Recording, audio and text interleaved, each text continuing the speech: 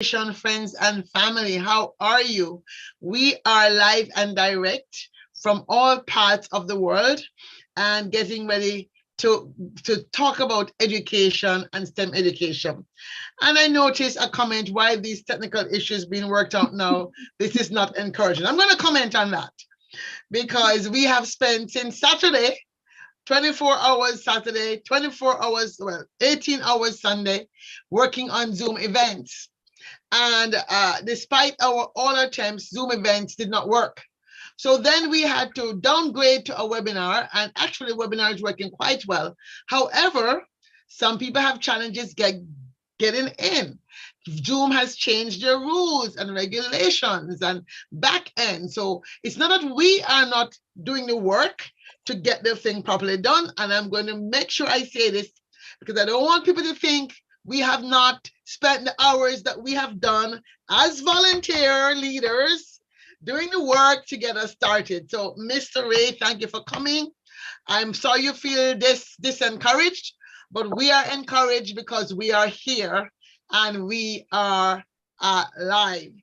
So, with that, let us get started again and welcome again. Greetings. We're live and direct. We're recording, and we're so excited that we're going to have a conversation on the issue of education.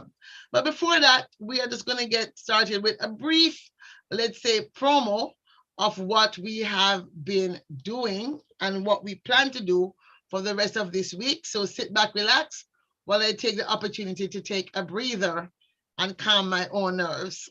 Thank you.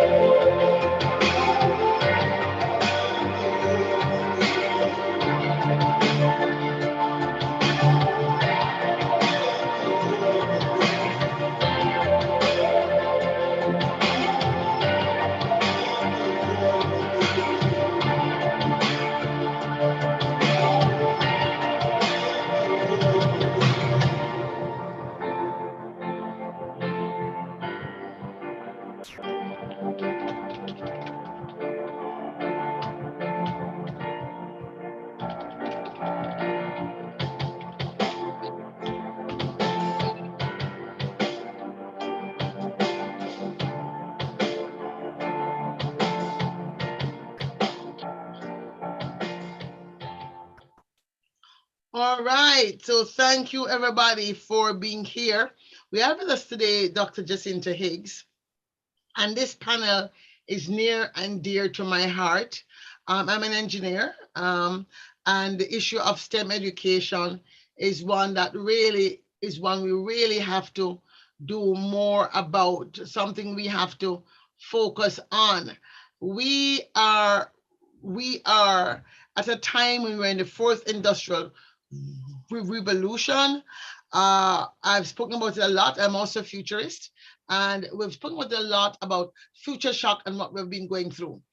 And the COVID transition period was very much an important, let's say, wake up call to the need for us to to be ready for what's coming down the pike, right?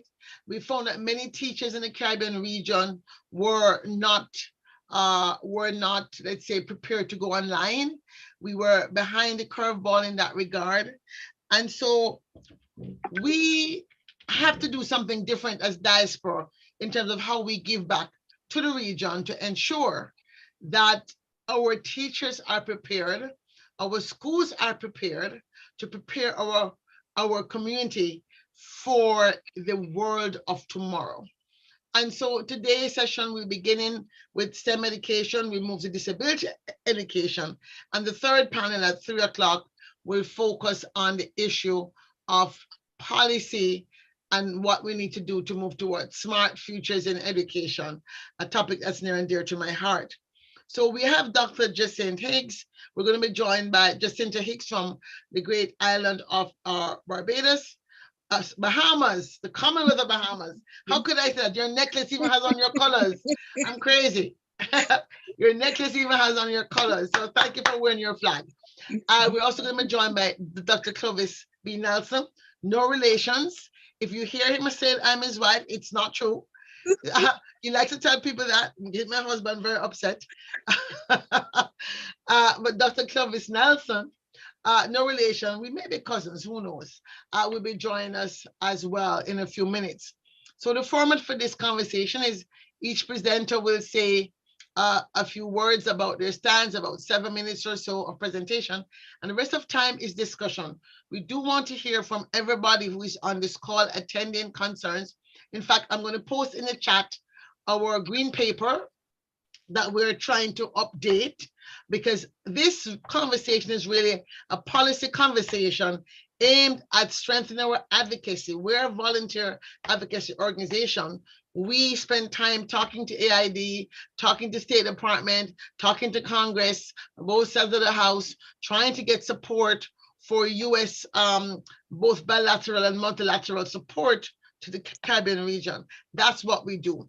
And so this, our 24th annual legislative forum, is a labor of love that we really make an effort to do as best as we can. So I'm sorry that we had these glitches in the beginning, but it's not for lack of testing or lack of effort. So I want to make that very clear to everybody attending. So thank you for staying on. We do appreciate that.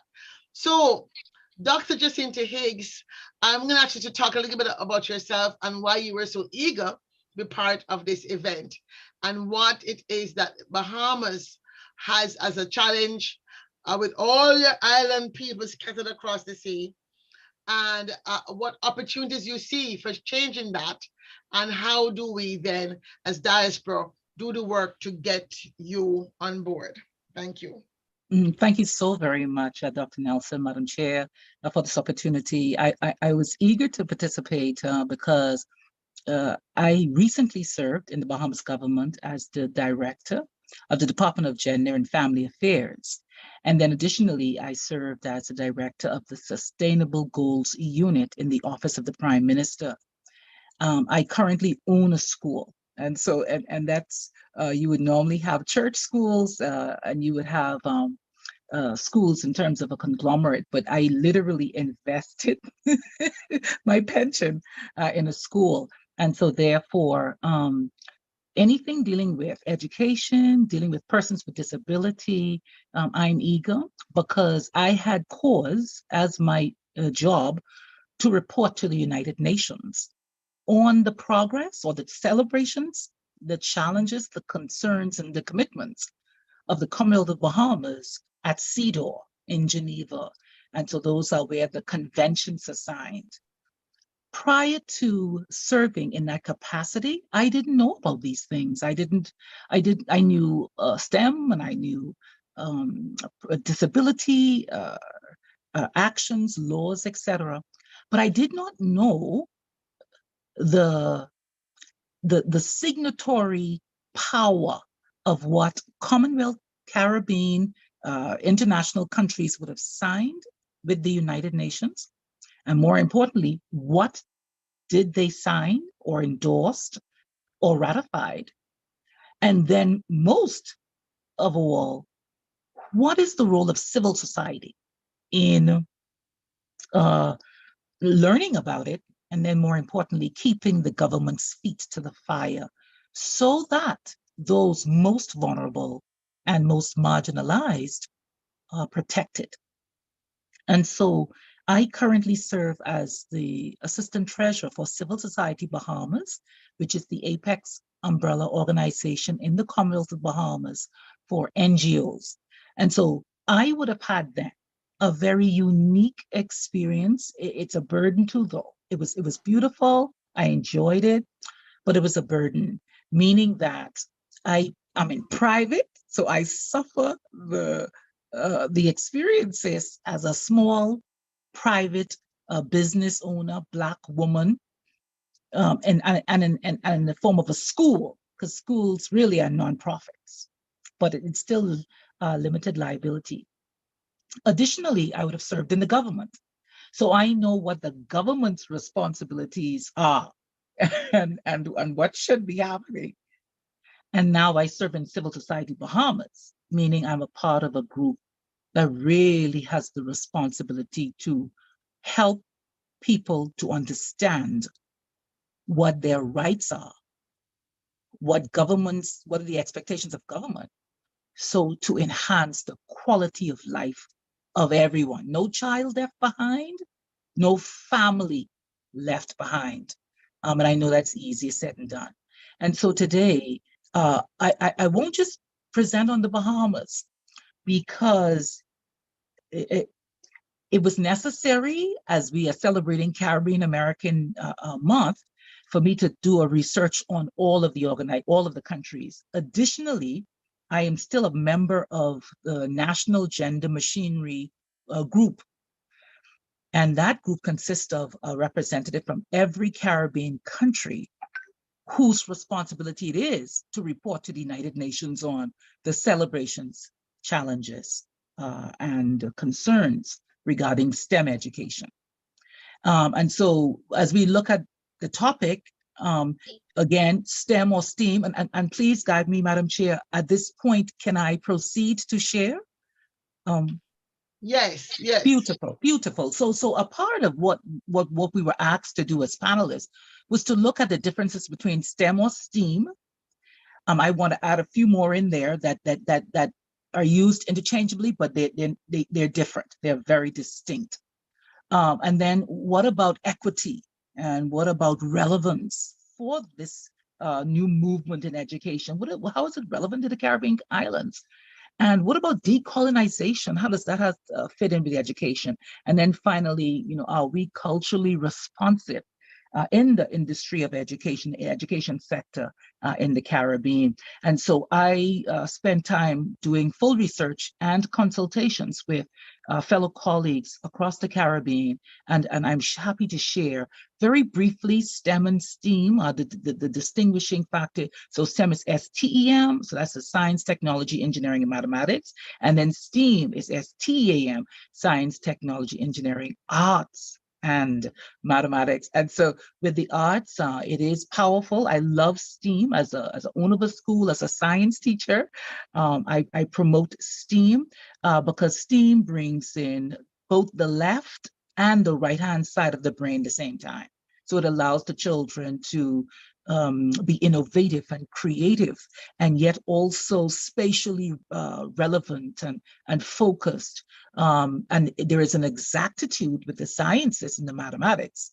And there's also the liberty to, and I'm going to say this, man, I'm comfortable saying it. Some people don't like to bring it in, but there is a spirit of essence, of divinity, of a person, of a child. And so hence my school, Agri-Business International Academy, we deal with the decolonization of that. So we want to lift the cap, as it were, off the children. But before you go into more detail about the school, yes. If you could be so kind as to talk about what age group is the school? What is it? What age group is your school? You talk about school, we don't know. What age group is your school? Okay, so Agri-Business International Academy in the Bahamas, grades 1 through 12. It's based on ancient Kemetic principles and also spiritual principles. So I'm a Roman Catholic. But then when I went to school in Minnesota to do the master's and the doctorate, the Catholics had to tell me about ancient Kemet. And I was shocked. It was painful. There was dissonance because that's why the question is asking, what about this relevance and decolonization? And a lot of that has to be done even in the STEM or STEAM programs. And so grades 1 through 12, again, how do you merge the spirit of education with the science of education and now the technology? The school is a BYOD school. It was formed that way 11 years ago. We began 11 years ago. We were doing virtual fully, not virtual, bring your own device. Every child had a laptop. And so therefore every child was using the technology to learn, and teachers using it to teach. Our lessons are were already up. And so when COVID hit, and you talked about COVID, I had to work with government through COVID. It really was devastating. It's sad to say, but there's a large percentage, too large. Okay. So tell you what, just go through and talk about your program. We have another 5 minutes or so, and then we Okay. go to Dr. Nelson. Okay. We really want to get a conversation started. So you said you want to actually do a presentation. Yes, and so therefore, we're talking about equity in the Caribbean, and STEM and STEAM are both relevant because they're supposed to help us with our debt relief. Many of the Caribbean countries are burdened with heavy debt. And so therefore the gross domestic product, these are all related because even the jobs, the careers. And so TVET is also something that we want to synchronize or we want to think about when we think about STEM, because TVET is heavy in the Caribbean. ICT is heavy in the Caribbean. And so we are thankful for the University of the West Indies, the Caribbean Development Bank, CARICOM, the Caribbean Foundation of Science, UNESCO, the United States Embassy, China. But there is a concern in the Caribbean. Our curriculum, it's not across the Caribbean countries in terms of STEM and STEAM ready. Only 1 or 2 countries are doing that investment. We are struggling behind other regions. We are a strong community of pen and paper teaching and testing, so that there are challenges with that with the STEAM programs, and our performance globally again is lagging. With regards to the challenges, there's lack of funding for the programs. STEM is not led by CARICOM. So when you go online, when you hear and read the CARICOM report, CARICOM is not leading, and that's a challenge because once CARICOM says something and our heads of government go to CARICOM meetings and even Commonwealth meetings, then they would like to follow some of the mandates. However, if it's not led by CARICOM, that presents a challenge. STEM research is not widely known throughout the Caribbean. Lots of research being done at the university level, but it's for technical purposes, not necessarily to help government make decisions. And so there is inequity, there is a brain drain consideration, there is lack of legislation, there's no regional, again, commitment. The concerns are that if we don't synchronously begin to work together as a region, see, one country, Barbados and Jamaica, are doing very well. Barbados is the 7th, I think, in the globe with regards to its accomplishments. And so we are celebrating that. But it needs to be synchronous, because even if Barbados does well, then what about the other Caribbean countries? So there is still concern regarding access. I'm going to pause you right there, and we're going to go to Dr. Clovis Nelson, who has done some work in Jamaica, because you said Jamaica is doing well. He might have something to say about that. Why don't I bring Dr. Clovis Nelson in to put your opening statements on the platform about STEM as you see it in Jamaican Caribbean. You are an artist yourself, and so you have a lot to say about STEM versus STEAM. So feel free, you have 5 to 7 minutes to put your opening arguments on the table. And welcome, Dr. Terence Richard Blackman. We're glad you're here. We're trying to bring Medgar Evers on board because we want to get something started. We want to get some good trouble started. So Dr. Clovis Nelson, the floor is yours. Greetings all. Can you hear me? Yes, we're hearing you. Okay, great. I heard quite a bit of what I would want to say mentioned just now. Hi, Dr. Hines. We had a pre-discussion on this topic a few days ago with Andrew, and you know, a lot was mentioned there, and a lot is being mentioned again here. As far as STEM education is concerned, and by the way, I am an artist, educator, and one who has written somewhat on the topic of discussion here. I have an issue with STEM in its raw format. And I was one of those earlier persons on the panel where, you know, when STEAM was born, outside of, with some work I did at Harvard University as a member of a think tank on global education a few years ago, whereby the whole perspective of STEM speaks to a limited frame of science, engineering, technology, and mathematics. And when they formatted that, they were not thinking of the, the creative aspect of education, which a lot of the Caribbean, people from Latin America, the Caribbean, and from African diasporas, lean more towards a STEAM kind of a learning curve, more so than STEM. In other words, and this is where project-based learning comes into focus. And, so the whole question surrounding the applicability of STEM education throughout the Caribbean region is eminent. Dr. Hines made reference to a significant portion of this. Higgs. Dr. Higgs, my apologies.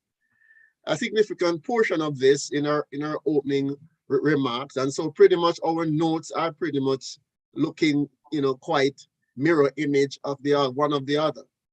But from a Jamaican perspective, I know for sure that the government of Jamaica has been trying to do quite a bit on STEM education. However, I would not be the first to say that it is going great, if you understand what I'm saying. Because at the end of the day, the region suffers from a significant amount of funding and properly trained educators within the sphere of which we speak. And, the whole applicability piece is where my major focus is now. How do we, interject an educational format into a consciousness of the people with a certain kind of mindset? How do we apply STEM and or STEAM to a group of learners who themselves have been miseducated, and I say that with a clarification, or within a fear of miseducation, as mentioned in the directions and the directives of decolonization in education, which is another big topic that is out there right now. Let's say, for instance, from where I'm looking at it, and based on my research, the whole issue of decolonization of education needs in the region takes priority. STEM and STEAM were structured within the sphere of the existing educational format. And therefore, they were launched on a platform that, to me, is not necessarily relevant to the greater needs of the region and the people.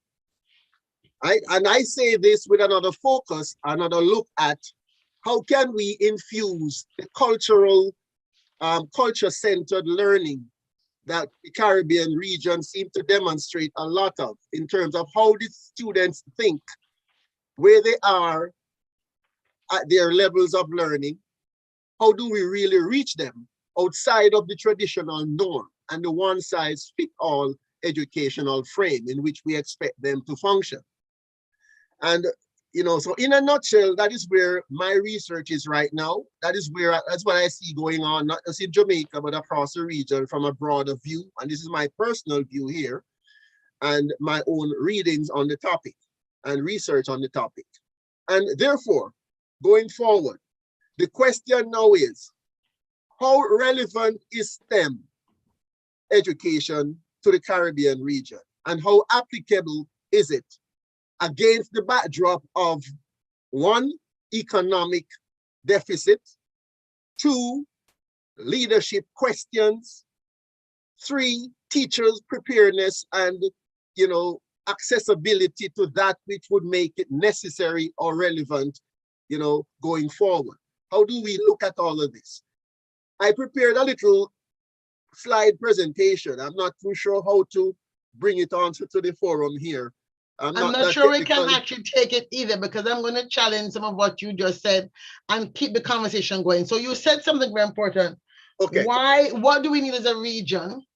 And you just asked a very provocative question about why is STEM important? So I think that in case anybody, or STEAM important, it's all well and good to talk about the arts and how good we sing, good, etc., all that stuff, right? But very simple, a good case in point is the steel band steel pan rather, instrument invented in Trinidad, right, is considered an art form, but it's also a science, right? And that I will agree with, yes. Okay, so because we don't take STEM seriously, the science of the steel pan and it has slipped out of our hands. And so pans are being made with specific sonic equipment, etc., in other countries. And I'm sure that the patenting of that technology is not in our hands. I'm just a case in point. So as I want you all to focus then. Fighting words, Baba. Steel pan was invented in Antigua and taken to Trinidad. Boss, me not to conduct the one day. Anybody in Trinidad who knows the history, I can very quickly go online. You to come back and fight that one. And give me one up. But let me just ask this question. I'm going to ask this question. Let me ask this question. Yes. I want us to organize our thoughts because the point of this conversation is not a conversation. The point of this conversation is to update our policy, white paper or non-paper or green paper. So when we go and ask for support, we're very clear. So I want each of you to start saying, or thinking about what is the use of STEM then for the future of the Caribbean? In what sectors, right? In terms of the life we want to create for ourselves. In terms of food security, right? Healthcare, environmental safety and security. Yes. Think through those and then let's come back while I have Dr. Richard Blackman make his opening statement and we take it from there. But I want us to be very focused in this conversation, not just be talking about the theory of STEM. That's not the point of this exercise today. Dr. Blackman, the floor is yours. Good morning, colleagues. Good morning, Dr. Nelson. Good morning, Dr. Haig. It is a genuine pleasure for me to be here today. And so I suppose you've cued me in exactly the way that I prepared. And so I was prepared to answer the question about the relevance of STEM for the Caribbean. So I just wanted to start off by saying that I'm professor of mathematics at Medgar Evers College. I've been there for about 30 years. I've served as a chair of our math department and as the dean of our School of Science, Health, and Technology. And so I've been actively involved in trying to move the issue of STEM in the African American community here in the United States and more broadly in the Caribbean diaspora, and in particular in Guyana, where I'm from. So let me give you a reason why. Let me start here. So the Caribbean consists of altogether about 6.5 million people. And this population is comparable in size to Singapore, 5.8 million, Finland, 5.5 million, Scotland, 5.5 million, Norway, 4.8 million. The per capita gross domestic product for Singapore is 61,000 US dollars. For Norway, it's 81,000 US dollars. For Finland, it's 50,000. The per capita GDP for Jamaicans is 9,300. For Guyanese, 4,900. And for Trinidadians, 17,000. So you might ask, what is the defining feature of this gap, this economic gap of a region that consists of close to 6 million people, comparable to number of 6 million regions around the world? I want to argue, and I've argued many places, that the quality of life in the Caribbean is really a challenge because the Caribbean has not embraced STEM education. And by STEM, I'm not arguing against STEAM, but by STEM, I'm strictly focusing on science, technology, engineering, and mathematics. And I think that our challenge, our 21st century challenge, is to think about ways in which we promote more STEM awareness in teachers, in the general population, to connect the link between science and engineering and the potential for regional economic development, to encourage our youngsters to pursue careers in science and education. And as was just noted, this is particularly important in light of the current regional challenges, such as energy security, food security, threats from the climate, which are all sort of impediments to economic development.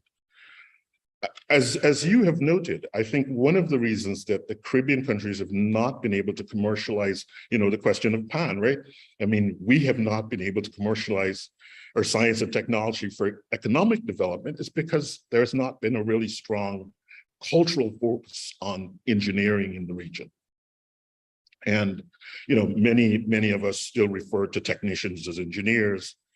And so the concept of an engineer as a person who is doing mathematics, chemistry, biology, physics, computer science, often in some combination, to design, research, invent new technologies, to patent technologies, start technology companies that build globally competitive products is not widespread in the region.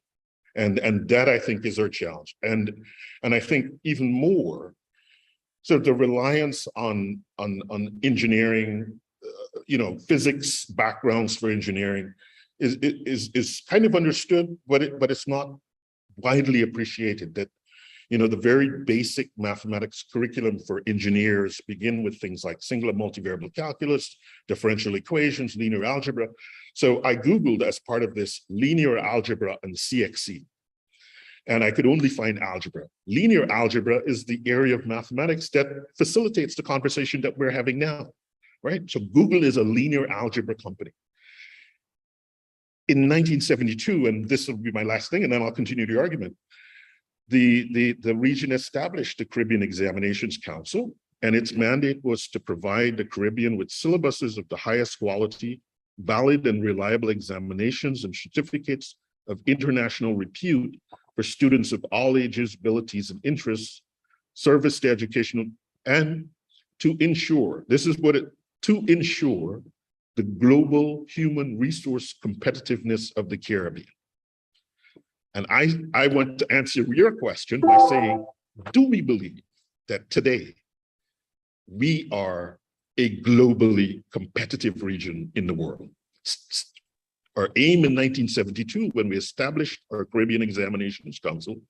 And so the question is, are we a globally competitive region of the world? And I'll reserve my remarks for the response. All right, we're getting somewhere. So we are going to be having this conversation. I really like where you took us, Dr. Blackman, tying it into, GDP, looking at Singapore, which we all want to say, oh, back in the day, Singapore, we were ahead of Jamaica, ahead of Singapore, not ahead of us. There's another whole conversation we won't have here. But the question is, tying it in this way, in a new way, and actually, I've really never heard anybody say it as elegantly as you have. And we probably have to patent your remarks to take it forward so we can get the ministers, etc., understanding. I just want to do a sidebar here and say, so many of our ministers of government are lawyers and political science students. One of our problems is that we don't have enough science-based people in government. It's another whole story, but it's worth thinking of. I'd like Dr. Higgs, before I put my first poll, I'd like Dr. Higgs to go back and think about if you had to pick 3 sectors that you would say from a Bahamian perspective, why STEM education must change, not just for your school, but for the Bahamian society. What were those 3 priority sectors that changing the education system would make a difference? And let's use the SDGs as a target date. Let's use 2030 as a unifying lens by which we have this conversation. So you take that question, Dr. Higgs. Thank you so very much. When the relevance, it is the Sustainable Development Goals. And I'm literally sitting with my chart in the front of me, again, because the countries have to report every year. Every year, there is a voluntary national review from the prime minister of each country. And then in 2030, the report cards have to come out. For me, no poverty. I saw what happened here in the Bahamas following Hurricane Dorian, as well as COVID. And you had families because remember, you have 75, 80% of us working in the tourism industry. So literally for at least several weeks, a month plus, you had every hotel closed down. Okay, so stop. So let's focus. So what does that have to do with STEM? How does no poverty tie to STEM? So therefore, research with regards to agriculture, literally, there is science, technology, engineering, and mathematics. There are ways now that you can use STEM to create 5 acres of farm in one trailer. So therefore, the growth, the technology, the science, it goes upward, the growth is upward. You can increase your amount of produce under controlled environments using science and technology. So we would have students going to visit, for example, Eden Farms here in the Bahamas, and it's new technology, massive in terms of goal number 1. So my 3 areas. Number 2, with regards to quality education. That is critical because not just education, this is goal number 4 of the Sustainable Development Goal, not just because of children K through 12, but even the adults, even those who've already left school and unemployed. There must be an expansive, again, someone said revolutionary kind of approach to get those persons online or even in community centers where they go to and learn how to use STEM in order to improve not only the quality of life, but even the reduction of cost of living, because again, we're entering into what they're calling a famine as a result of Russia and Ukraine. So it's all connected globally. And my 3rd one, which is very critical, is climate change. I'm literally working on projects with that right now. So in the Bahamas, they just launched STEM using ocean technology, using resources from the blue economy, from the green economy, but all of it again, relating to climate change. So number 1, number 4, and number 13 goals are the ones I am saying that are directly needed, tied to STEM. All of them are, but those are my 3. You have 3. Okay, Yes. I must add, before I bring on Dr. Nelson, I must add that one of my challenges with goal 1 is this is too opaque. So I like 4 and I like 13, even 13 is opaque, because one is that, what does no poverty mean? Poverty has been with us before humans were invented, quote unquote, right? So I am going to focus more on 4, education and climate change, because that is a uniting force for all of us. The other united force for all of us is the Caribbean Sea. And I would just like to say here, one of the reasons why I decided to add this panel, because I am a little bit flummoxed, worried, concerned, desperately terrified that the Caribbean Sea is going to die, because as of today, we don't have a robust marine science program in the Caribbean region when we're talking about the blue economy.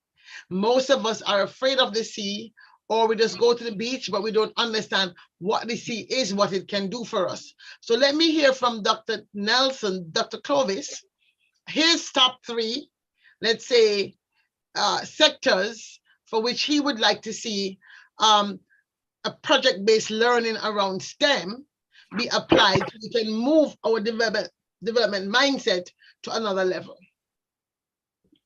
Okay, thank you for that. And I was very impressed with the presentation of Mr. Dr. Terence and that mathematical breakdown of the situation in question.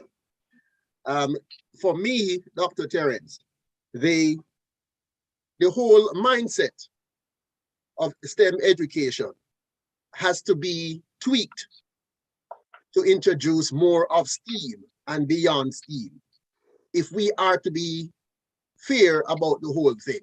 My issue with STEM hangs in that sector where the psychological conditioning of our learners have to be linked with their ability, natural ability to function as a unique group of people. Now, where the mathematics comes in reference to the steel pan, I was laughing when I heard that, because the steel pan inventors did not study calculus as we know it. They were relating to their natural intuition and their interaction with the laws of nature as it relates to productivity or function in their own comfort zone. And so we're looking at a psychological issue here that we have to bridge if we're going to learn or get our learners to really absorb STEM/STEAM the way they ought to. We have to look at the human factor here. and whether or not we are swinging over their heads or whether we are swinging with them to take them to this level of which we dream or hope. The budgetary issue, as Dr. Terence laid out, is a key factor because from there, issues of education are cut, pushed back, undeveloped, not progressing because they can't afford to. And so my point is simply this. One, are we using STEM/STEAM education with the kind of a juice that it needs to have to be relevant to the learners that we're targeting? Where are we getting the funding from to make sure that the teachers are equipped/properly trained to go forward to make this applicable and relevant? We have to get back to the bread and butter issues here. My grandma used to say, an empty bag will not stand up. It has to have content in it for it to take a form as if it's standing. We cannot educate our children along the threshold or beyond the threshold that we would like for them to go unless we take care of some of the fundamental needs that serve as hindrance for them going forward in the smart world or the futuristic thrust that we want to see. What I can tell you from my study is that students that are special needs or have special learning conditions, which happens to be the majority, don't do very well in the traditional quote-unquote classroom structure that we embrace in the region. These are the students who are more project-based learners, and I would say right-brainers more so than left-brain thinkers. The ones that are the creative guys who will make those steel pans and the bamboo saxophones with perfect pitch when compared to that of the scientific manufacturers who make these instruments. Yet still, they are not mathematically inclined the way we know it. And so where does this connection happen? How do we address this natural ability in the form of in the context of STEM education, the way it is currently structured? Let me ask you a question. How does the art in education takes a kid through mathematics who would normally not get there through the usual channel of how mathematics is taught, but would get there from a bamboo farmer who teaches him or her how to calculate the different joints of the bamboo plant and why it is in synchrony with each other, irrespective of the size. Yeah, so there's another component here that we're not seeing, and that is where I am. I want to respond to that. I do agree with you. I think, and I've written to this effect. So one needs to infuse the cultural resonances into the learning. So I'm not at all in disagreement with that. And so the issue would be, for example, my research, I work in an area of mathematics called spectral geometry. And the question that the essential question is, can you hear the shape of a drum? So, if you heard a drum being played in a room and you couldn't see it, could you discern from the sound that you heard the shape of the thing that was creating that sound? And so in that exploration, I have actually worked on questions related to how we engage our young people by way of the arts, but in mathematics. And so my argument is not against the engagement in arts, because it is the arts that will allow us to foster that kind of creativity. But you said, your grandmother said it right. An empty bag does not have a form. So you can't just have the artistic intuition. You have to undergird that artistic intuition with the rigor and the science beneath it. And I think in our context, we're often not seeing, the point was made, we tend to see lawyers and doctors and as a kind of career that is most important. But lawyers and doctors don't create jobs. Scientists and engineers create far more jobs than doctors and lawyers. And in a very real sense, it is the engineering and the science. I mean, the lawyers got 2 people in an office, the doctors got 3 people in an office. How many, so we can't doctor our way to prosperity. We can't lawyer our way to prosperity. And so I think we have to be thinking in a very clear way about what are the pillars for a 21st century Caribbean. And it's immediately clear that in this world that we're living in, and we have the examples of the countries who've gone down this path, that it is science, technology, and engineering undergirded by our cultural expressions, but we have to do the hard work in that sense. We can't escape it. And I think that Dr. Blackman, I'm going to ask you to take a wait a minute. Let me say what I need to say, please. So I hear you very well, and I hear both of you. So I think if we're thinking about the future and we're thinking about the fact that we want to create like your experiment that you did, your thought experiment, the work that you have done, Dr. Clovis, in terms of thinking about how you would teach even your own sculpture as an art form, as a science discipline, right?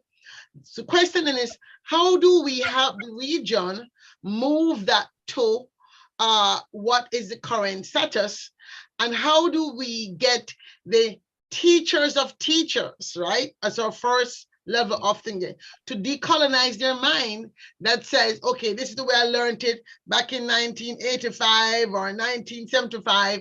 And while we're doing it, let me launch a poll, because when you said the word spectral geometry, my brain went into like a fuzz, like, oh no, is that a proof? So let me just ask a fun question for all of us on the call. Here's the poll for you all. Are you seeing the poll? What is your mindset? Did you like math as a child? Take a vote, let's see. Yes, you liked it. No, you didn't like it, depending on my teacher. Because I have been hearing from people that a lot of times why kids get turned off from math is because their teacher who taught math really themselves didn't like mathematics, was afraid of mathematics. And so they passed this on. So we're talking about creating a systemic shift. What I think the diaspora can do is to create partnerships.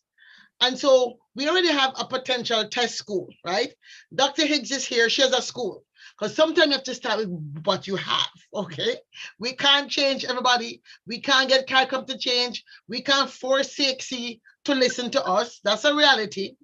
But Dr. Higgs, as an independent school owner, may actually be in a network of other independent school owners that might become a test bed for what we're talking about. I want to solve a problem. I don't want to talk about a problem. So my question is that we think through the rest of the time we have together. We already have one starting point. Both of you have research or case studies on experiments or something that says, here's how you can use arts to teach mathematics, or here's how you can use arts to teach, chemistry or whatever. Is this something that you have developed to a point where you're actually ready to go? Or is it that you would need more support? That's the question for Dr. Blackman and Dr. Nelson. While they're answering that question, Dr. Higgs, I want you to think about, you're an independent school, but yet you have to teach the standards to pass CXC and pass CAPE and those things. But as an independent school owner, you have the flexibility of maybe trying a thing here and there. Is there a network of independent school owners such as yourself that if we were to put together a case study, an initiative, rather than wait for us to be baptized by the teachers who don't want to hear, that you can say, let us start something. So let me look at the poll. The results are, let me share the results while you think about the question. So the results are, wow, equal, a third, yes, no, and depended on my teacher. right? We only got 6 out of 10 people participating, mind you.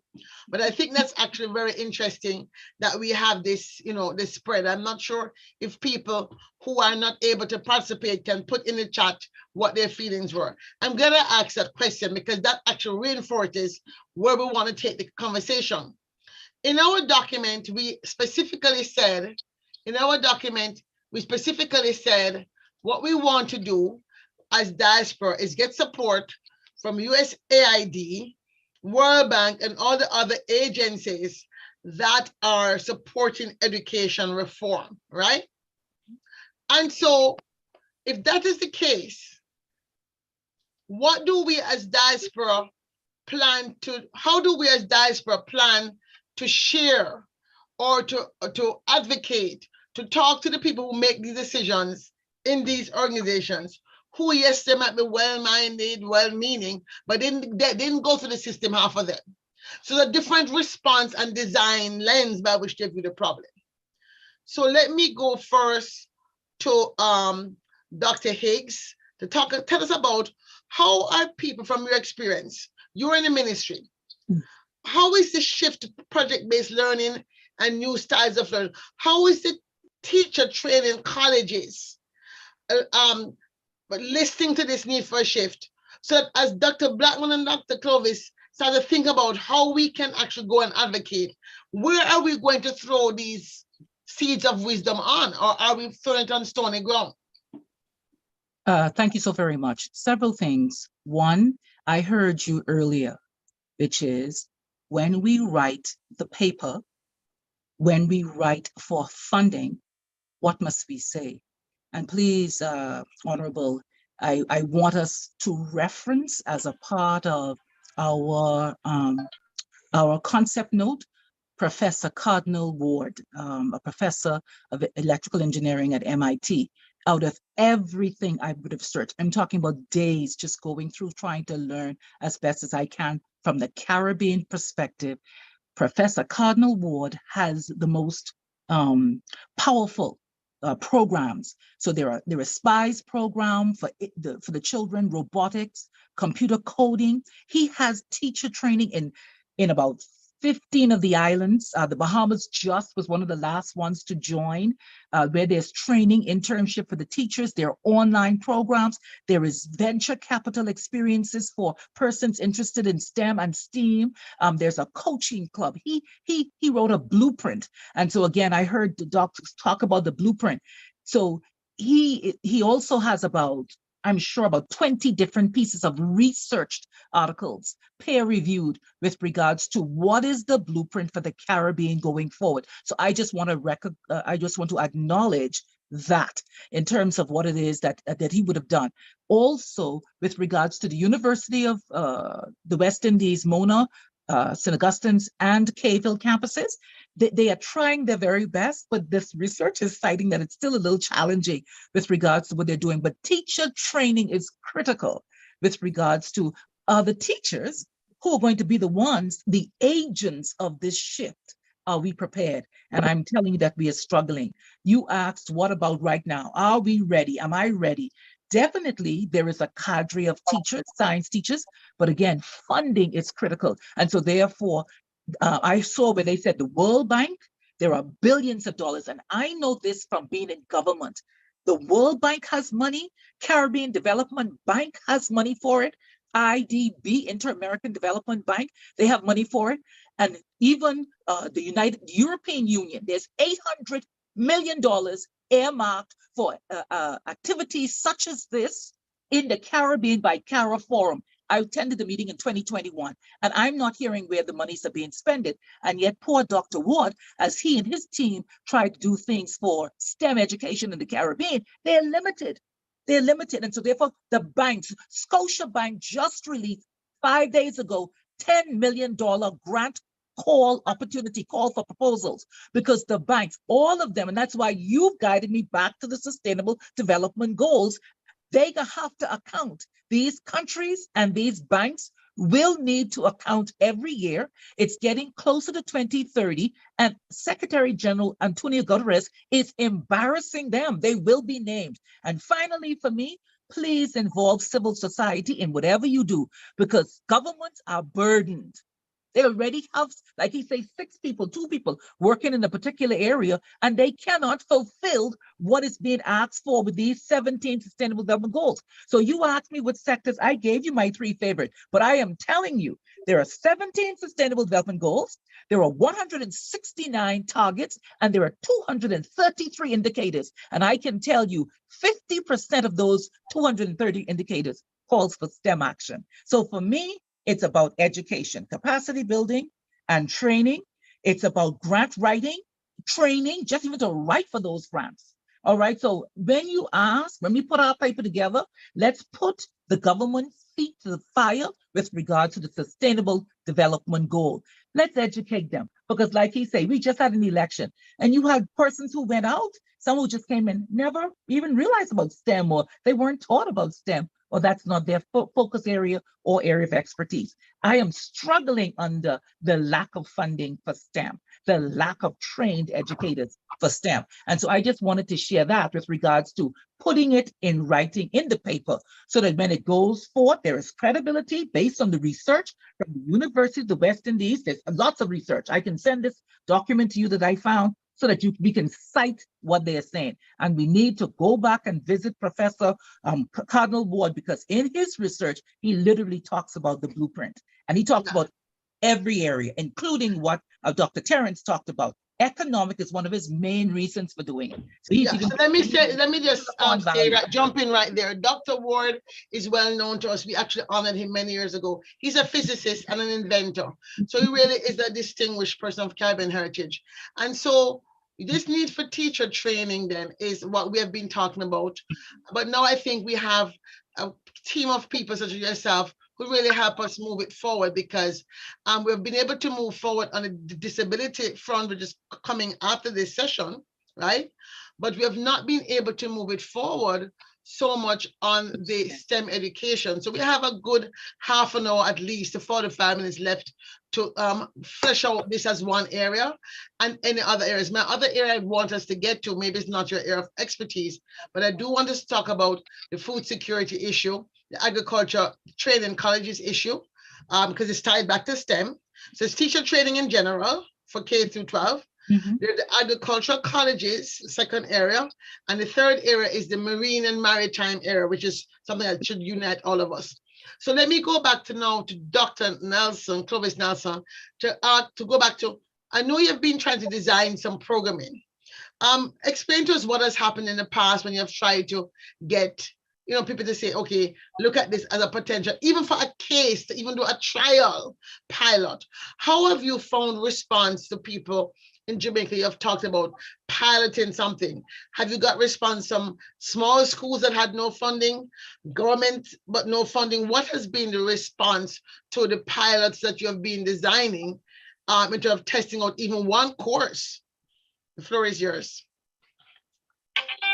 Yeah, the situation on the ground speaks to one, lack of interest in shifting directions or position. And this is where the mindset, the crippling mindset, I call it, plays an integral role in the way people... Wait a minute. Let me just say something. You mean the government or the teachers? Because I heard there's a big fight in Jamaica where the government was trying to do something, ministry was trying to do something, and the teachers were fighting the change. So do you know anything about that story? I know a little bit about it, but the buck lies in both levels of concern, because to a certain extent, the government's policy going forward has its own needs and challenges, and would benefit from some perks if they were willing and open to these recommendations and suggestions, because from their perspective, it means major shift in their policy, and major shift that will demand expenditure above certain levels of which I can maybe say they can't afford, or they're not prepared to spend. And so it comes down to a matter of prioritization, and where we go from there. But look, Dr. Higgs spoke about the educational component and the importance of that, and I'm in 100% agreement with her. And Dr. Blackman made mention earlier of the the whole scenario from another perspective and mathematical relevance. But where I stand, I'm saying if we do not understand the Fibonacci sequence, I'm sure Dr. Blackman is familiar with the Fibonacci sequence of the natural phenomenon and the natural laws. And that governs pretty much everything in science, mathematics, and the arts. And, bring that parallel, that understanding, the inseparability of this sequence that ties the natural laws as we know it into every aspect of reality and existence, and use that as an educational premise through which to reach people who are otherwise not responsive to the status quo in learning and learning procedures, then we're not getting anywhere. And if you're not familiar with the Fibonacci sequence, it speaks to this natural. Wait. Let's not go down there and talk about mathematics. Even I don't remember. And Dr. Blackman himself, who's a mathematician, probably can give us a whole lesson in that. But I know he has to go. He has actually a class he has to teach. So he just jumped on to share his wisdom with us. So I'd like to hear him talk about a case study or pilot that he'll be prepared to put on the table, because we do want to leave here with some concrete possibilities of where do we go from here. So we're going to start thinking about where do we go from here. Dr. Blackman, I want you to kind of close out before you go, so we know how to come back to you after this event. So I would say two things. So one, let me first say that Dr. Higgs mentioned Professor Cardinal Ward. And so in 2012, I was a MLK professor at MIT and met Cardinal Ward then. And our views are very, very, very aligned. I think he, as Dr. Higgs, he has written a number of articles in this regard. And I think he's sort of laid out for us, in some sense, a pathway. And he has attempted to activate that pathway with the SPICE program and other programs that have been done across the Caribbean. I would want to say two things, two efforts that I've been involved with. One, I started something called the Math Camp at my high school in Georgetown. And part of that had to do with engaging young people in a manner consistent with their cultural sort of resonances in mathematics at a higher level, a kind of enrichment program. So that's one of the things that I see that, diaspora can do. We have a tremendous, highly educated Caribbean diaspora across the United States. Many of our folk are involved in science. We've just talked about Cardinal Ward and many, many others in various areas here in the United States. And what we have to try to do is to find ways to connect those. And I've been involved in some efforts along those lines. Let me also say one other effort that I've been involved in. So I've also done something like this at the University of Guyana, where we did some small course for math teachers. So this is the kind of thing that can be replicated, where you can partner particular diaspora expertise with need in the home country. And I will say that there is a good example for this. I remember my advisor, my thesis advisor, is an Indian gentleman named Ravi Kulkarni. And in the year 2000, he took me to India to a place called the Harsh Chandra Research Institute in Allahabad in India. This is run by the Department of Atomic Energy for India. And what did I see there? What I saw there were summer courses being run by Indian nationals who were all members, professors, and at various levels across the United States. They would all come home to their various places in the summer.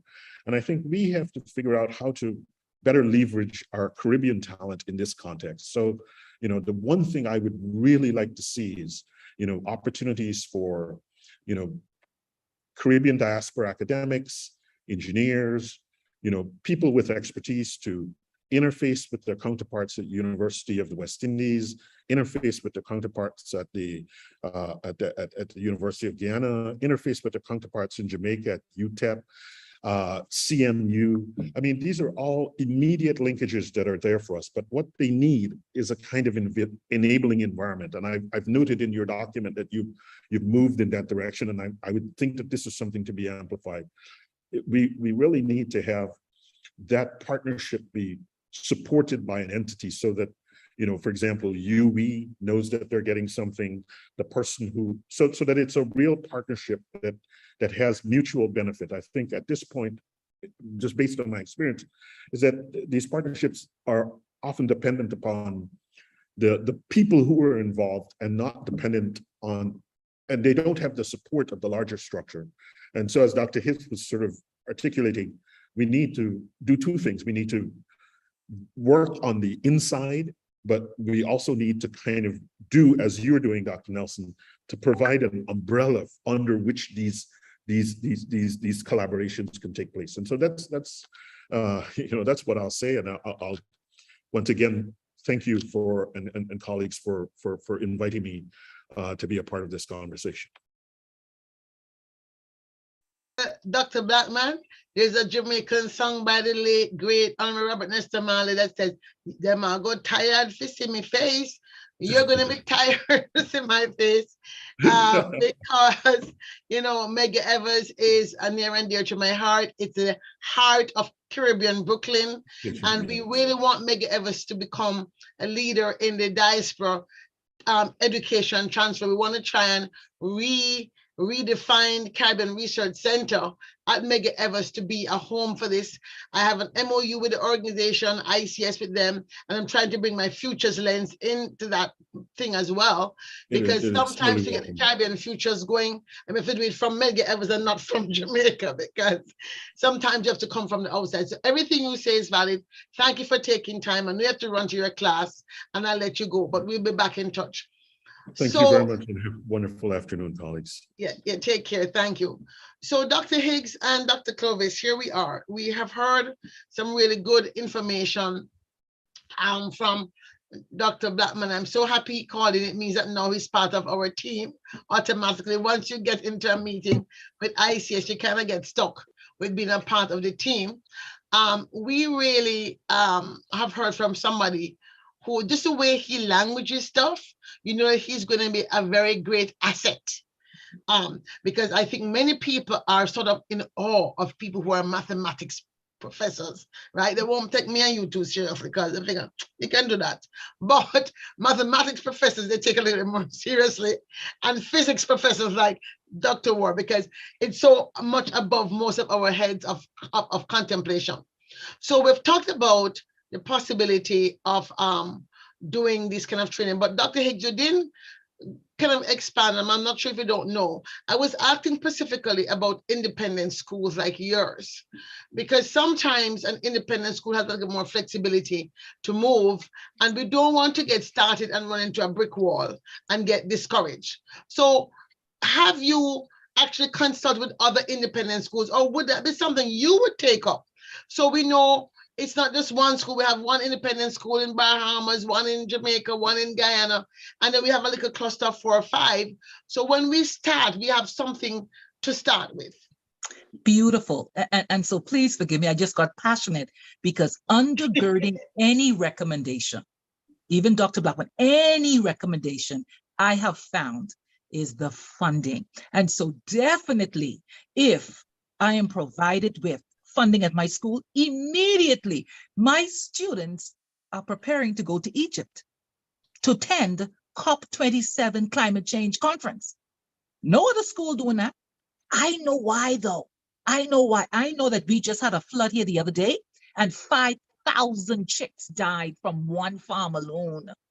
I know that I need my students to move into towards that thinking. That kind of thing calls for awareness in terms of these SDGs. These are it. I'm teaching this in my school because I felt Dr. Higgs, you're not answering the question. So you're not answering my question. Yes, I want you to move away from what school, you individually are doing and talk about the ecosystem. Yes. My school can do it.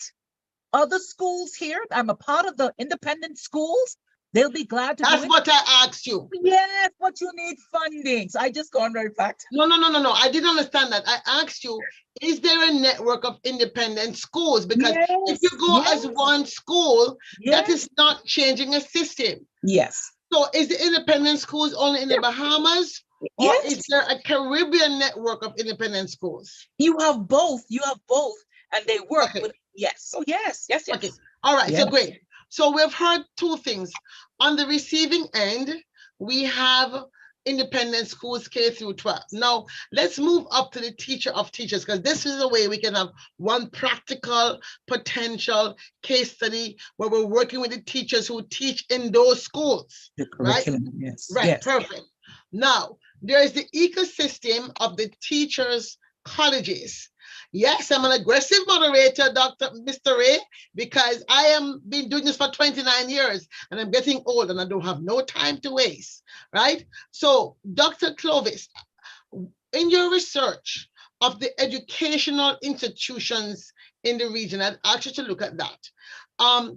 Have you been able to identify as of yet any teacher training colleges that you feel are open to be part of this discourse? So when we go to State Department or AID, I'm not embarrassed as I have been in the past, but I reached out to Purdue University that has one of the best STEM education programs K through 12 and asked for support. And I went back home to Jamaica excited. My Lord.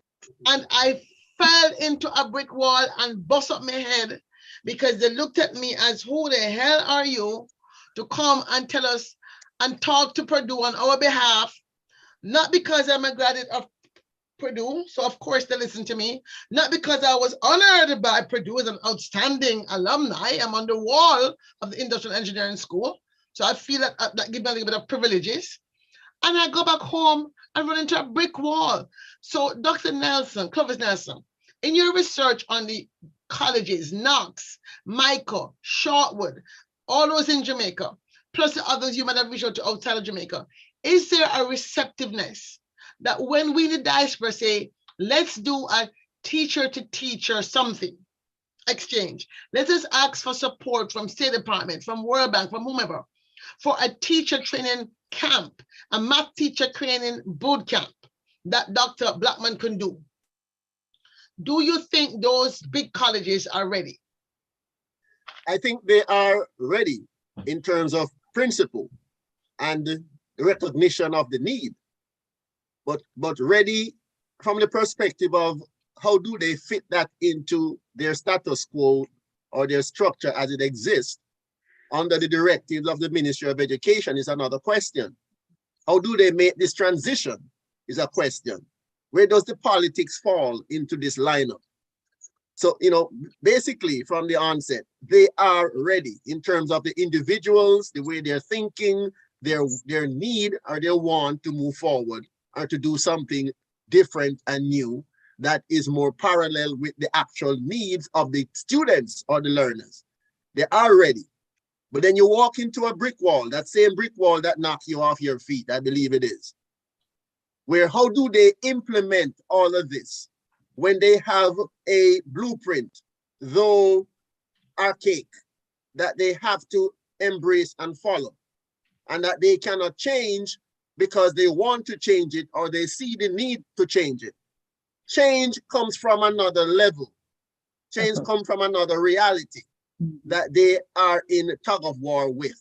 So unless the diaspora can come forward with the kind of funding again, yes, and the laid out blueprint or the new blueprint that they can follow and show how the government will benefit from this in terms of a broad overview of implementation of this new direction, financial support for this new direction, how it fits within the national frame of education, this new direction.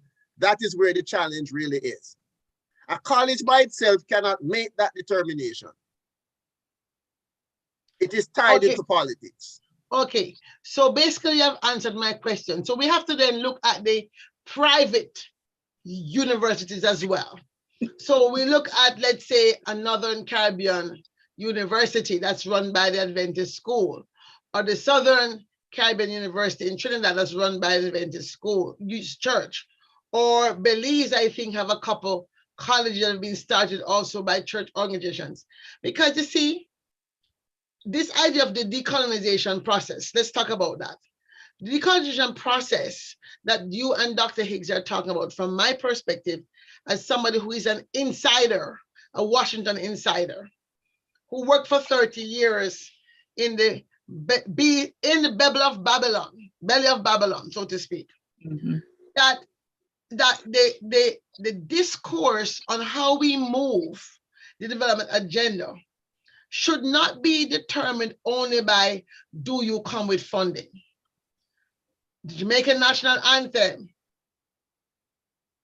what it says, give us vision lest we perish. What is the name of our national anthem? Eternal Father, bless our land. Guard us with thy mighty hand. Keep us free from evil powers. Be our guide through countless hours. And to our leaders, great defender, grant true wisdom from above. Justice, truth be ours forever. Jamaica land we love. Teach us true respect for all. Stir response to duty call. Strengthen us, the weak to cherish. Give us vision lest we perish. I want to stop it right there. Right, okay. So right there, we have the teaching part, which means we have to teach true respect. So the teaching of the education system in the region, and using the framework of the arts to bring the technology, the ICT that we're going to need, the marine science we're going to need, the agricultural science we're going to need, the health science we're going to need. We're talking about food security every day.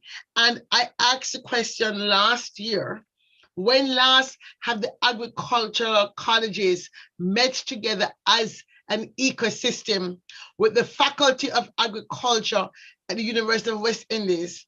And the question was, well, we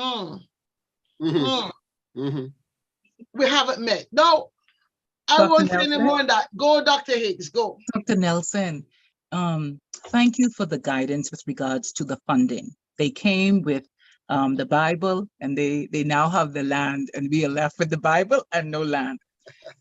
China, Jamaica, and I celebrate Jamaica in terms of just what we see out there generally. And I love Dr. Clover's guiding with regards to, there are some other things going on. Those 6 new schools that Jamaica promised, that was powerful. I celebrate that all the way here from the Bahamas. I do know, though, that Jamaica was promised funding for 3 of those schools from China, and then Jamaica promised as a government to match it by doing 3 of the schools. So again, Dr. Ward, and I love how Dr. Blackman celebrated Dr. Ward again. There is a blueprint. There are research documents that we have that we would like to use. So first of all, for me, we're going to get them together. Secondly, Dr. Nelson, and I would love to help you with this. I'm only telling you based on sitting with every one of your country's representatives, everyone for the past 3 years. That's all I did. Every 3 weeks, the different country, listening to representatives making decisions on behalf of the governments from these different Caribbean countries, and then all over the world, as a matter of fact. You have to bring in CARICOM.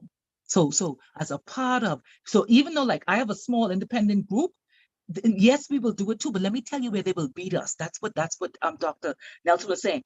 They're gonna make me let my students study for CXC, but in our case, it's BJC and BGCSE examinations.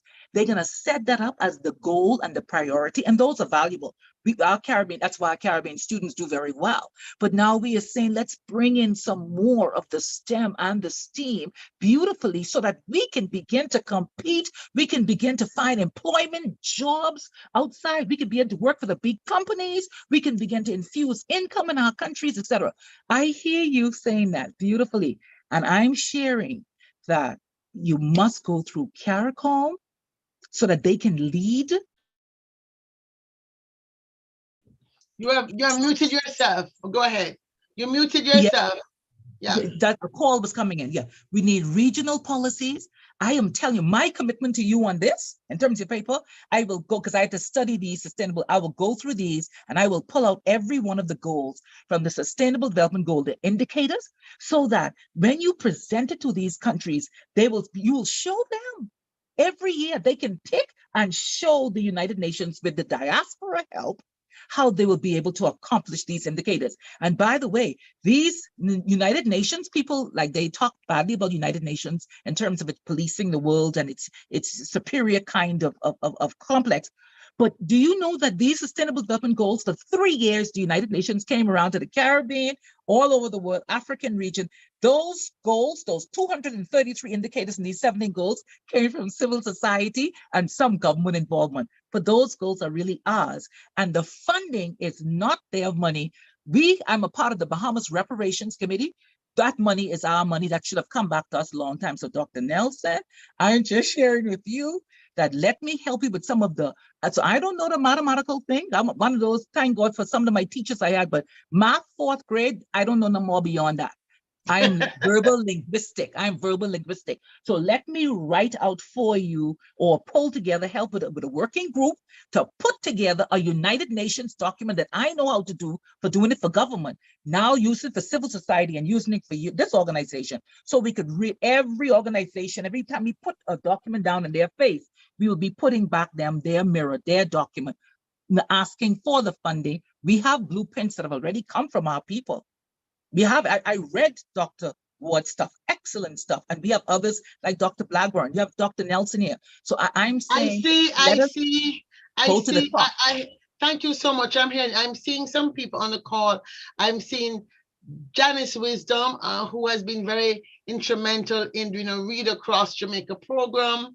I see Eric Walcott from St. Lucia, been very instrumental in doing work in his own country, trying to bring connections. So if any of you are doing work in your country to do with education sector, please drop it in the chat so that we can be in touch with you. So if you want to be a part of the working group, we're open to having more people on board. Besides the STEM education, we have disability education, and at 3 o'clock we'll have our policy and future of work people. And those people that will be on later at 3 o'clock, they have the eyes and ears of the high level people in government.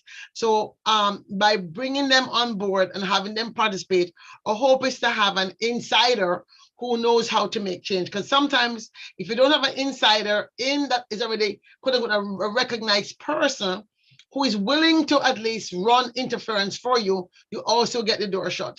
I have found in my experience working with CARICOM over the years, unless I had a CARICOM insider who already was thinking a certain way, you also run into a brick wall. So this decolonization process shows up in many different ways. And I think it's up to us at this point in history, when we see what our societies are going through, we see the rising unemployment that's happening. We see the lines outside of Trinidad the other day when they were looking for cruise ship workers. People lined up from 9:30 the night before, right? We see the influx of refugees from Venezuela into Guyana and Trinidad, which are causing destabilization. Yes, can STEM solve this? Not STEM by itself, but a STEM mindset, ability to have critical thinking, that what STEM teaches you. If we have more critical thinking across all the leadership class of our societies in the next 5 to 10 years, can you imagine if you're working with a 17-year-old now, in 8 years, they'll be in some young office in private sector, public sector, civil society, but they've been taught critical thinking skills through learning to program, to code, to do mathematics. What level of decision they'll make will be very different from who we are today. So I see STEM not just the matter of the fact, as you say, Dr. Clovis, about 2 + 2 = 4. It's a thinking style. System thinking is my gospel. I talk about system thinking all the time. I am now a part of a sustainability engineering movement in North America, where I've had the privilege to be invited to mentor 2 universities to put sustainability thinking, 2 universities in America to put sustainable thinking in the engineering schools. Dr. Nelson, the floor is yours. Yeah, yes, and I hear what you're saying loud and clear, and I'm in support of what you're saying. But I just have to interject this little piece. Yes. To get a 4-year-old or a 3-year-old to start move into the realm of critical thinking, this is where the arts comes in. Whether it's music, visualization processes, looking at something, understanding it with your eyeball, measuring it with your eyeball, trying to see the logic in it with your eyeball. Then it triggers the rest of the juices in your cognitive to understand this entity further. You learn how to see it, visualize it, absorb it, and then you start to calculate it visually. And I keep telling everybody, music does that for the infant. Even before birth, sound waves does that. Critical thinking skills start to be developed from early stages of the child's life when they are exposed to the arts. And everything follows afterward. I dare to tell everybody that the mother of all discipline is the visual arts. I end my point. And I just want to jump on that point. My school is, I'm literally built on that point, but I didn't say it like that. We start with the hieroglyphs. It is built. So this is now you're talking 500,000 years of study and research. Yes. That's my school is built on that. That's how Egypt was built. That is correct. That's how Egypt was built. That's how all of these wonders of the world were scientifically structured, and nobody went to a math school because it was art, then architecture, and from whence mathematics was born. Yeah. The need for mathematics came out of the understanding of visualization, which is eyeballing and knowing who you are, where you stand, and knowing about the entities in which you are enveloped. And that's where the Fibonacci sequence, the Fibonacci sequence comes into play. All right? The Fibonacci, I should say, sequence comes into play. And once we understand this as educators, I don't care what else we're doing. If we really want to get this STEM thing working, fundamentally, we have to make a shift of mind. And we have to also shift our process of education and start out with the arts. I'm laughing because you keep on bringing up this Fibonacci sequence. It is so fundamental. I know, but I'm just saying, I can't remember when last I even heard the term Fibonacci. As an engineer, I know you know it. Yeah, but my point is, I can't even remember. I mean, it's been so long since I've learned those things. It's like out of my head. But I thank you for bringing that to bear on the conversation. We're coming up on 12:28, 12:30, and we're getting ready to shut down and kind of take a break. We come back at 1 o'clock for a session on disability education. The line will be open, or the platform will remain open, but we close off the recording and the custom live streaming for people who want to socialize, chit chat, etc. If attendees want to network, we'll bring them up and sort of have a opportunity for people to socialize backstage or something. But in this regard, before we close down, let's kind of wrap up and see where we've gotten. So you mentioned about the young ones. Now, I believe Dr. Higgs' school starts at K, or is it grade 1? 1. Okay, so you have the 6-year-olds, right? Yes, ma'am. Okay, so if, to come back to a very practical design process, so what we've just done today is actually design a project by talking it through, right? Mm-hmm. So we're looking to say, we're going to use the 2030 goals as a starting, as a target, because most countries already are plugged into that. Yes. Dr. Higgs knows where all the bodies are buried in documents, that the promises that have been made in election offices, etc., that we can quote, right? Then we have people like Dr. Ward, who already has been accepted by many governments and CARICOM to be, let's say, the science czar. We have other people like, who have been starting things on the side, one-on-one here. We may need to have a convening of some of this. We say, okay, we're all doing our own thing. It's taken us a long time, but we should not enter this space in a competitive process. But it's my money, I'm going for the funding. Because we're then replicating a system that has not worked for us. That's a decolonization of mind process. So I'm willing to reach out to other organizations that have been part of the process. So when the diaspora groups go, it's not just ICS going by itself, it's ICS going with SPICE, with the project that Dr. Blackman is doing. I think one of the other mathematicians that we have honored, who is from Belize, he has a program down there in Belize he does every summer. We talk to them, we have a conversation. And rather than waiting for CARICOM to bless us, because that takes a long time, and the 8 years are running very fast, we can start with maybe going after a private sector entity, like a Microsoft. They're doing business in the region and say, hey, we have some teachers at independent schools who want to do some training about how to so and so. And by the way, we can use your software, or go to Google or somebody. We have Caribbean people in all of these companies. Let us find a way to get to them. Okay. The Caribbean people in Microsoft, the Caribbean people in Google, the Caribbean people in Adobe.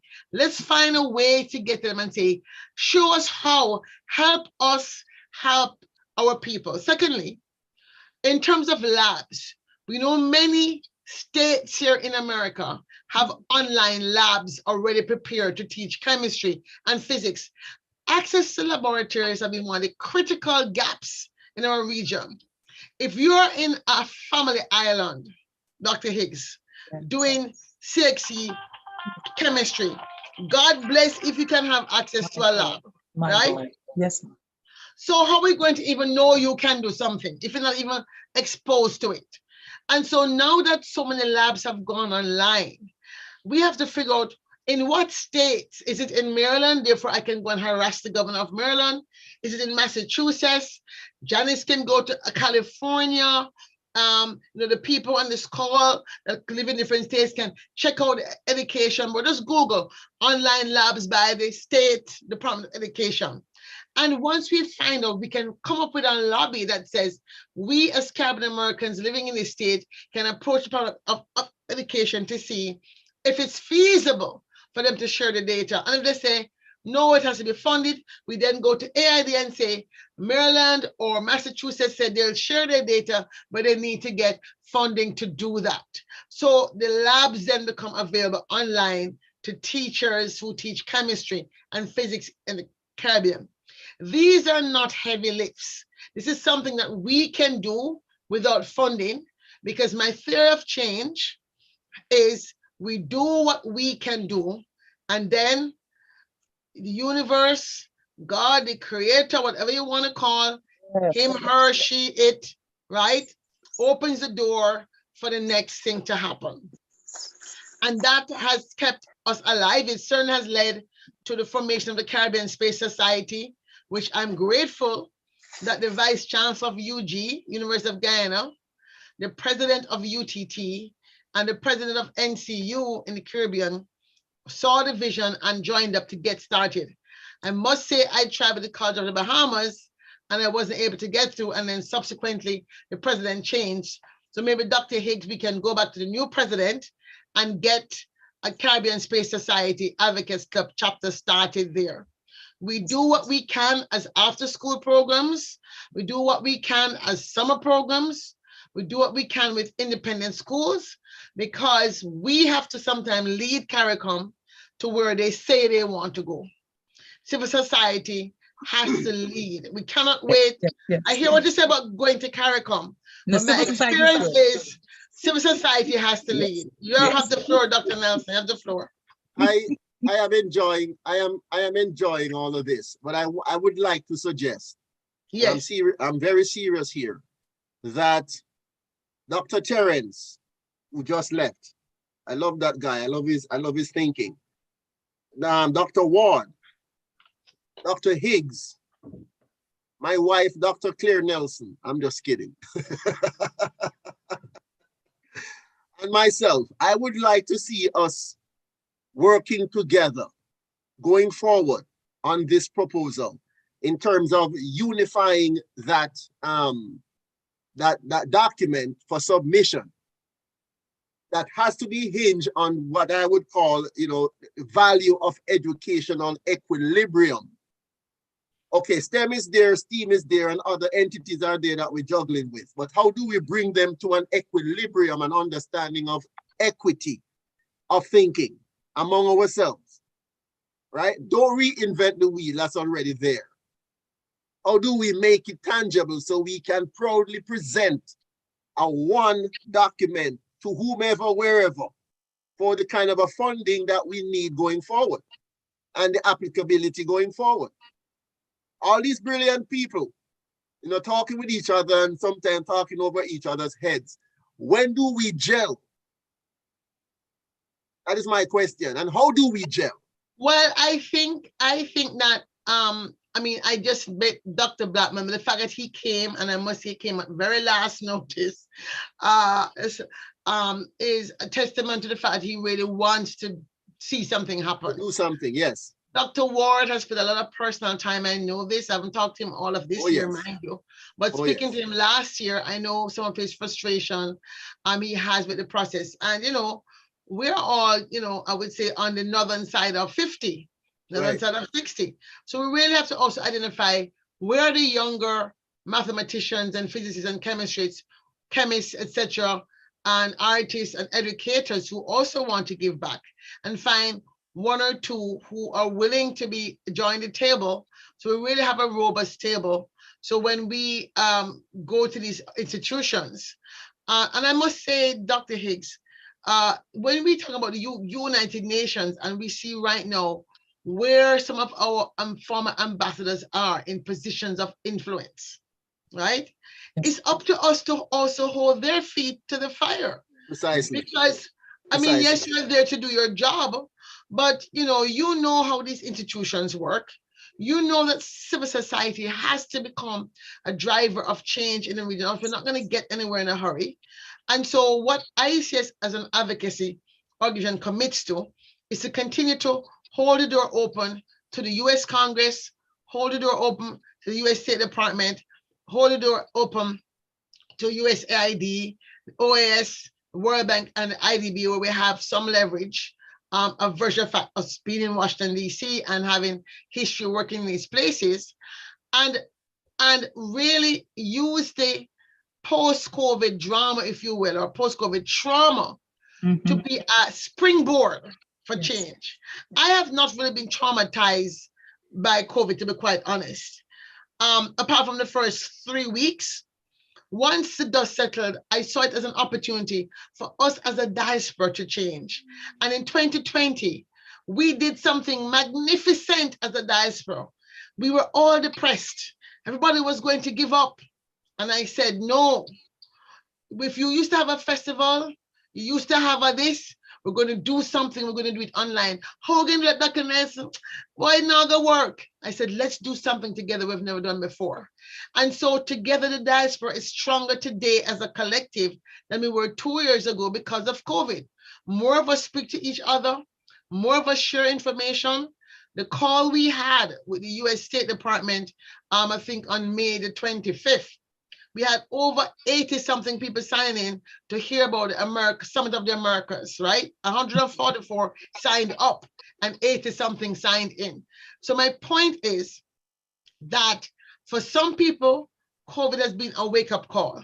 The goal is to not let them get back to the old normal, but to quickly put in place a platform for a new normal and have those of us willing to be in an alliance of the able and a coalition of the willing to join hands. And my last point on this before I close down is that this way of working, we decided to call it a mass gap. Why? Because Caribbean people understand carnival and mass gaps. We don't understand unison because we see unison as unity, and it hasn't worked for us, right? Because we see unity as a wiping out of ourselves. Because of our former enslavement, we're very protective of our voice not being silenced.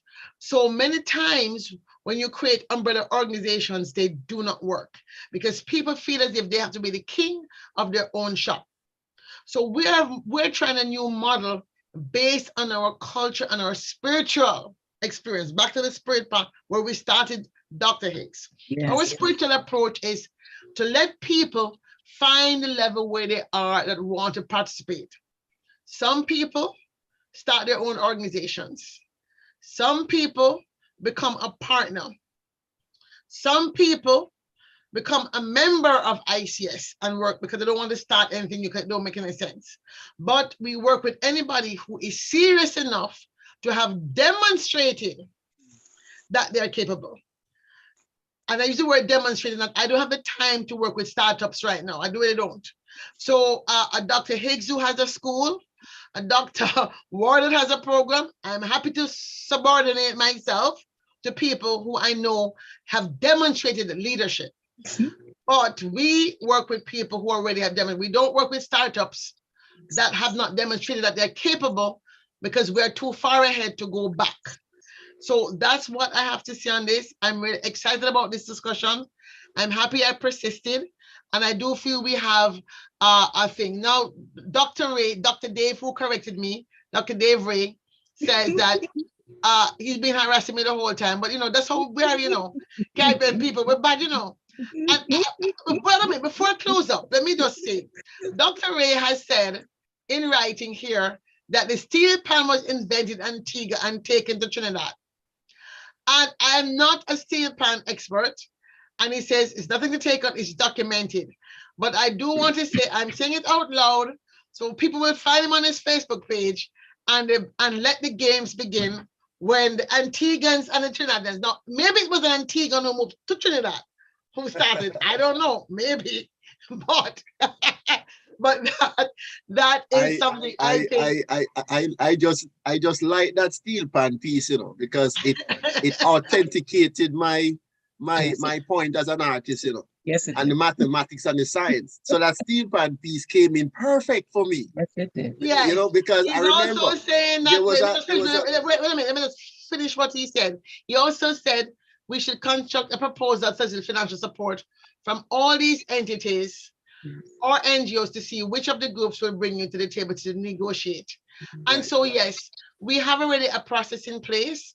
The working group we started that already interlocutes, there's no such word, I'm sure, that is a group that speaks to Congress and speaks to the State Department and AID, right? And we're going to build on that and strengthen that. So having the partnership of you, Dr. Higgs, in that group will be very fruitful in terms of strengthening our ability to speak truth to power. That's very important.